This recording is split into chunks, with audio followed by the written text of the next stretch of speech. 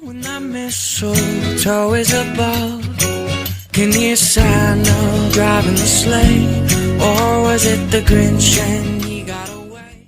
오늘의 사연 시작합니다. 안녕하세요. 지방 소도시에서 산장을 하고 있는 여성입니다. 저는 이 산장에서 만난 숙박객과 겪었던 애틋하고 짧은 사랑 이야기를 해볼까 합니다. 제가 22살이던 1993년, 저는 이 산장에서 일하던 종업원이었습니다. 벌써 30년 전의 일이고 지금 다시 유행이 돌아온 90년대 패션이 거리를 휩쓸던 시절이었죠. 저는 방학 기간 딱 2달만 이 산장에서 일하고 목돈을 벌어서는 다시 제가 다니는 대학이 있는 서울로 돌아가겠다 맘먹고 있던 중이었습니다. 그리고 이곳에서 그를 만났지요. 그는 저보다 2살 위였고 7월의 저녁에 오토바이를 몰고 그 산장으로 왔습니다. 산 초입에 있는 우리 산장은 길도 잘 닦여져 있기에 힘들이지 않고 오토바이로 올 수 있었다며 그는 헬멧을 벗으며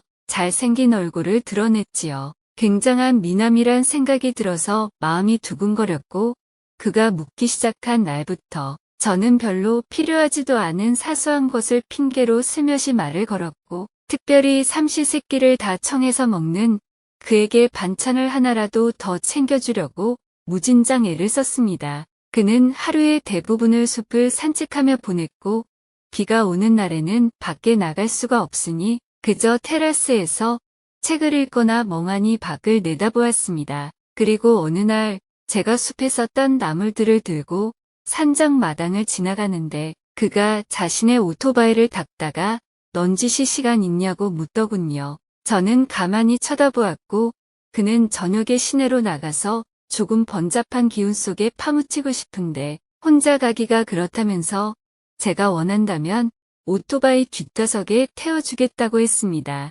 저는 조금 뜸을 들이다가 고개를 끄덕였고 그날 일이 다 끝난 8시에 그와 함께 시내로 나갔습니다. 그는 인적이 드문 길에서는 보란듯이 오토바이 굉음을 내며 달리더니 시내에 들어서자 클럽으로 가자고 했습니다. 그리고 그곳에서 땀을 흘리며 몇 시간 정도 함께 춤을 추었고 술도 원없이 마셨습니다. 때론 비슷한 또래의 여자들이 부킹을 하는 형세로 그에게 접근하기도 했습니다. 하지만 그는 제가 함께 와 있다는 것을 잊지 않았던지 예의껏 그녀들의 신청을 거절하고 맥주와 양주를 여러 병 마셔서 오른 취기를 조금 삭히고 나자 그만 돌아가자며 저를 이끌었습니다. 우리가 밖으로 나왔을 때는 밤이 이슥해져 있었고 그는 술기운도 가라앉힐 겸 오토바이를 끌고 조금 걷자고 했습니다. 우리는 한적한 인도 위로 오토바이를 끌고는 둘이서 이런저런 이야기를 하면서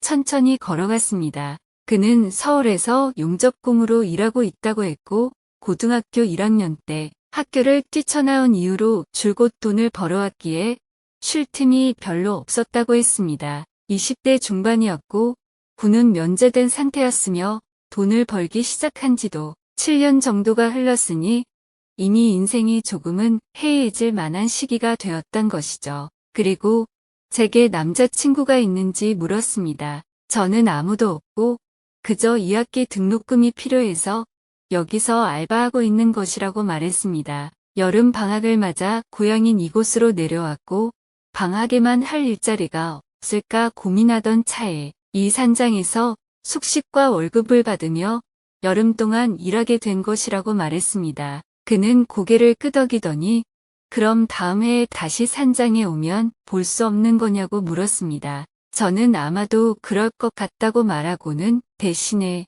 서울에서 만나면 되지 않냐고 하니 그도 그제야 깨달은 듯이 밝게 웃었습니다. 그렇게 해서 우리의 연애는 시작되었고 저의 지루하고 단조로웠던 첫 아르바이트가 조금은 생동감 있게 흘러가기 시작했습니다. 그는 제가 일이 끝나는 시간을 기다리기가 못할 때는 일부러 제가 일하는 동선을 따라서 움직이며 저와 같이 있을 시간을 만들기도 했습니다. 반찬거리를 사러 갈 때는 자신의 오토바이로 태워다 주기도 했고 제가 계곡 주변에 고기 불판을 세팅하는 동안에는 그는 말없이 다가와서 모닥불로 쓸 장작들을 모아다 주기도 했습니다. 그가 머무는 동안 저희 휴무일이 한 번 끼어 있었기에 그때는 같이 기차를 타고 인근의 다른 소도시로 여행을 가기도 했습니다. 아침 일찍 기차에 올라타서 조잘대며 서로 이야기를 주고받다 보면